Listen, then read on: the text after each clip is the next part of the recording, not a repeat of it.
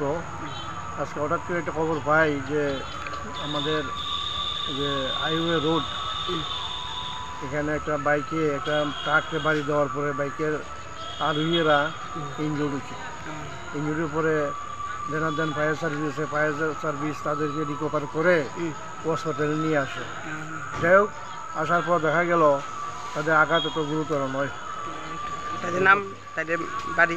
তাদের বাড়ি কমলপুর আলালি একজন, আর একজনের বাড়ি হচ্ছে কমলপুর মলয়া, আর একজনের বাড়ি হচ্ছে আলালি। নামটা একজনের নাম হচ্ছে আব্দুল আজিজ, বাবা হচ্ছে আব্দুল মল্লিক, একজনের আজমল খান, বাবার নাম হইল জেহের খান উদ্দিন।